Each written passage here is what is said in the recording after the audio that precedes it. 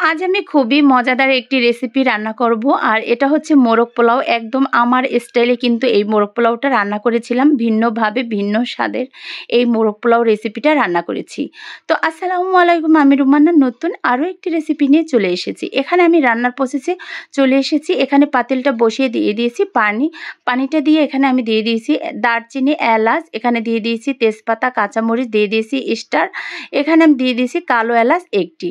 তো এক এক করে কিন্তু এখানে আমি সব ধরনের মশলাগুলো অ্যাড করে দিব। দিয়ে দিয়েছি কিশমিশ, এখানে আমি এখন অ্যাড করে দিব স্বাদ মতো লবণ। তো এরপর কিন্তু লবণটা দিয়ে এখন আমি এখানে অ্যাড করে দিয়েছি 2 থেকে 3 চামচের মতো গুঁড়া দুধটা দিয়ে কিন্তু এভাবে পানির সাথে এখন মিক্স করে নিয়েছি। আর চালটা কিন্তু আমি ধুয়ে ঝরা করে রেখে দিয়েছি। এখন আমি এখানে অ্যাড করে দেব লিকুইড দুধ। এখানে কিন্তু আমি 1 কেজির মতো লিকুইড দুধ অ্যাড করে দিব। আর এখানে কিন্তু আজ আমি মোরগ পোলাওটা রান্না করব। 1.5 কেজি চাল নিয়েছি। এখানে 1.5 কেজি চাল দিয়ে কিন্তু এই মোরগ পোলাওটা রান্না করব। তো এখানে কিন্তু দুধটা দিয়ে পানির সাথে সুন্দর করে এখন মিক্স করে নিয়েছি আর ফুটে আসা আগ পর্যন্ত অপেক্ষা করব।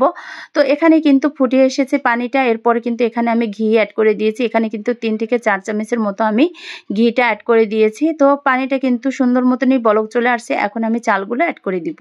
আর এইভাবে কিন্তু মোরগ পোলাওটা রান্না করেছিলাম। একদম আমার স্টাইলে কিন্তু এই মোরগ পোলাওটা রান্না করেছি।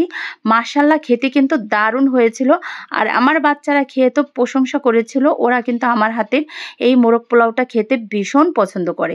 তো এখানে কিন্তু এখন আমি চালগুলো অ্যাড করে দিয়েছি। দিয়ে কিন্তু এখন এখানে আমি সুন্দর করে নেড়েচেড়ে নিব। এরপর কিন্তু কিছুক্ষণের জন্য ঢাকনা দিয়ে ঢেকে দেব।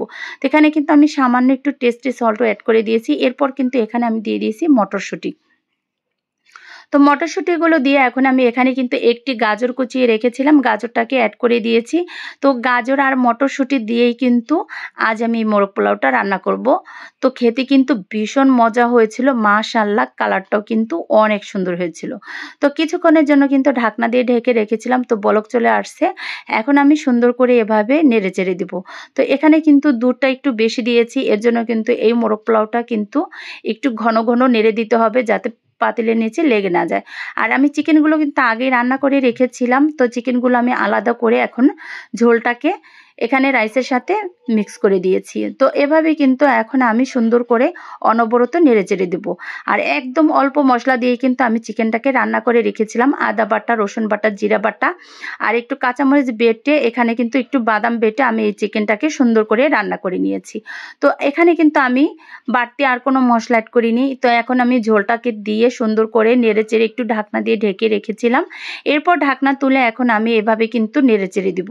আর এখন কিন্তু আমি আর ঢাকনা দিয়ে ঢেকে দিব না, যেহেতু এখানে দুধটা বেশি অ্যাড করেছি, এর জন্য কিন্তু পাতিলের নিচে লেগে যেতে পারে। তাই আমি অনবরত এভাবে নেড়েচেড়ে দিব, যাতে প্রত্যেকটা রাইস সুন্দর মতো ফুটে আসে।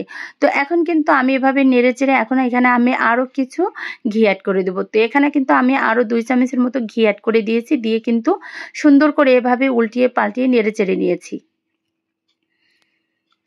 তো এরপর কিন্তু এখন আমি আরও কিছুক্ষণ এভাবে একটু ঢাকনা দিয়ে ঢেকে রেখেছিলাম। তো ঢাকনা তুলে এখন আমি এভাবে উল্টিয়ে পাল্টিয়ে নেড়েচেড়ে দিব।